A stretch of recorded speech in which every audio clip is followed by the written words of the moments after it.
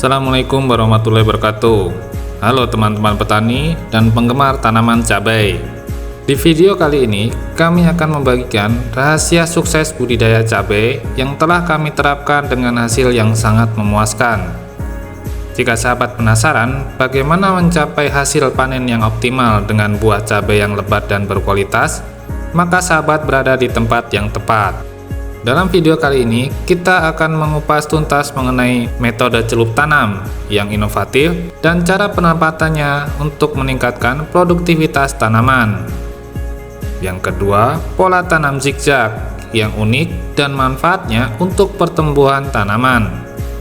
Yang ketiga, teknik pemupukan dan pengairan khusus di musim kemarau ekstrim, serta bagaimana cara kami mengoptimalkannya. Yang keempat, strategi perempelan dan pemangkasan untuk meningkatkan kesehatan dan kualitas buah cabai. Ayo kita mulai eksplorasi dunia budidaya cabai ini.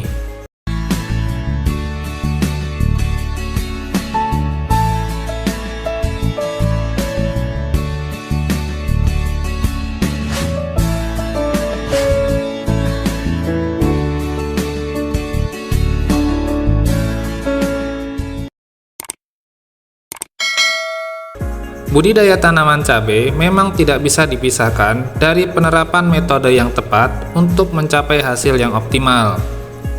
Salah satu metode yang kami terapkan adalah sebuah pendekatan yang terbukti mampu meningkatkan produktivitas dan kualitas hasil panen. Pada usia tanaman cabai mencapai 130 hari setelah tanam, metode ini telah menunjukkan hasil yang sangat memuaskan. Buah cabai cukup tumbuh lebat, seragam, dan produktivitasnya meningkat secara signifikan. Keunggulan dari metode ini tidak hanya terletak pada peningkatan jumlah buah, namun juga pada kualitasnya yang konsisten. Dengan penerapan teknik pemupukan yang tepat, pengairan yang terkontrol, serta pengelolaan hama dan penyakit secara terpadu, tanaman cabai dapat tumbuh dengan vigor yang baik, sehingga mampu menghasilkan buah yang seragam dalam ukuran dan kualitas. Pada tahap usia 130 hari setelah tanam, tanaman cabai yang dibudidayakan melalui metode ini menunjukkan ciri-ciri khas berupa batang yang kokoh, dedaunan yang lebat, dan buah yang padat. Ini merupakan bukti nyata bahwa pendekatan yang terstruktur dan didukung dengan pengetahuan yang tepat mampu menghasilkan tanaman cabai dengan kualitas terbaik. Metode ini yang dikenal dengan metode celup tanam di awal proses penanaman. Jadi, melakukan pencelupan pada bibit cabai sebelum tanam dengan proses awal merobek polybag bagian bawah, bukan melepasnya, sehingga posisi polybag masih terpasang serta ikut ditanam. Saat posisi pencelupan masih bisa dilakukan sebab polybag yang dirobek bagian bawah posisinya dekat dengan akar. Caranya, cukup celupkan sekitar 10 detik agar dapat benar-benar basah. Kemudian setelah itu, tiriskan sampai tidak ada air yang menetes. Setelah itu, tanam di lubang tanam. Dengan masing-masing lubang tanam ada yang 1 dan 2 tanaman. Lubang tanam dimodifikasi 2 lajur dengan model zigzag. Untuk masing-masing lubang tanam ada yang diisi 1 dan 2 tanaman. Secara total keseluruhan, jumlah tanaman tidak bisa memastikan karena tanaman yang ditanam per lubang tanamnya berbeda-beda. Tapi untuk jumlah lubang tanam ada 1.400 lubang tanam. Dan di samping lubang tanam tersebut, terdapat lubang susulan yang digunakan untuk pemupukan susulan baik via tabur dan kocor. Akan ada pertanyaan dari sahabat petani tentunya, mengapa di musim kemarau ekstrim ini masih berani memberikan pupuk via tabur atau tugal? Jadi, pemberian pupuk tabur tidak ditabur begitu saja, tetapi tetap dibantu dengan melarutkan melalui pupuk yang kami kocorkan. Sehingga sebagai contoh jadwal saat kocor pupuk, kocorkan di lubang susulan yang sudah diberikan pupuk susulan via tabur. Posisi ini akan mempercepat pelarutan pupuk susulan dengan bantuan air kocoran. Pengocoran di lubang susulan dilakukan ketika tanaman sudah masuk fase generatif. Sengaja dilakukan seperti itu karena berupaya untuk tidak memanjakan tanaman. Dengan melatih hal tersebut, akar akan dengan sendiri tumbuh menjalar. Pada dasarnya, cara kerja akar, dia akan mencari di mana sumber nutrisi itu berada. Dan yang terpenting dari akar itu terletak pada serabut akarnya.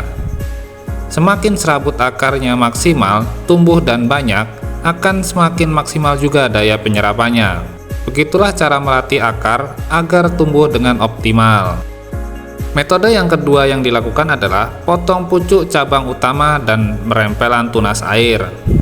Meskipun musim kemarau, alasan melakukan perempelan tunas air adalah sengaja melakukan penelitian. Hasil yang didapatkan setelah melakukan penelitian metode kedua ini adalah: yang pertama, rempel tunas air. Perempelan dilakukan secara habis untuk tunas air bagian bawah. Dengan perlakuan rempel ini, mendapatkan riset perkembangan tanaman dari segi buah. Buah bisa produktif mulai dari buah bawah sampai atas. Untuk ukuran buah dan pematangan buah seragam. Selain itu, warna hijau daun bisa bertahan dalam waktu yang lebih lama. Hal ini terkait dengan nutrisi yang didistribusikan.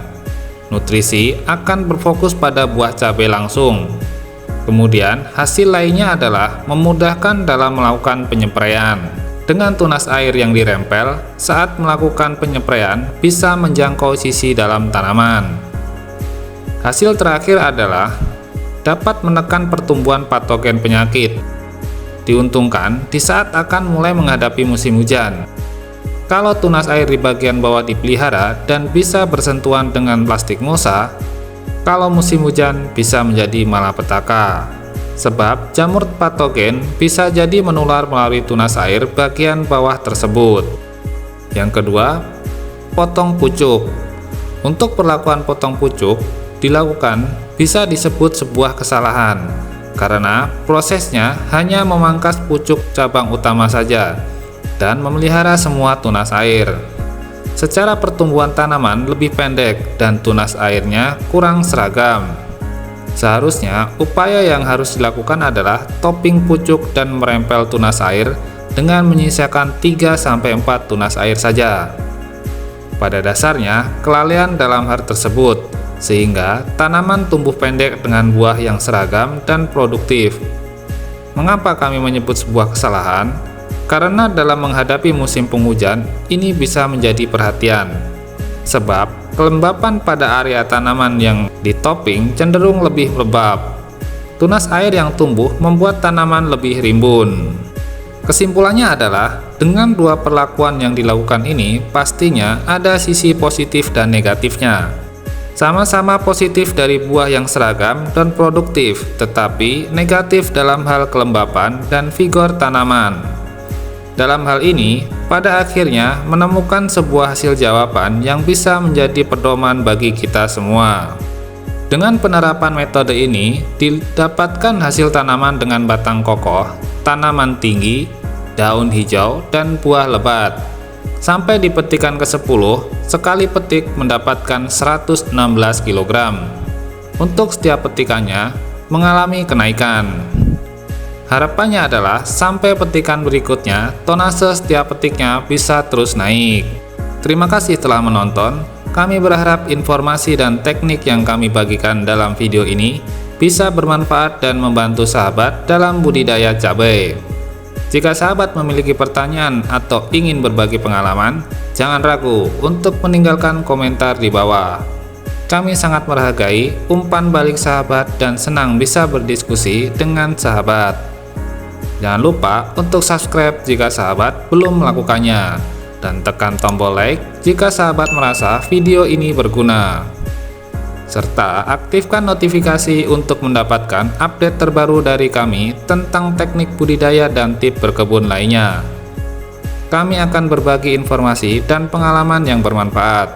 Sampai jumpa di video berikutnya. Wassalamualaikum warahmatullahi wabarakatuh.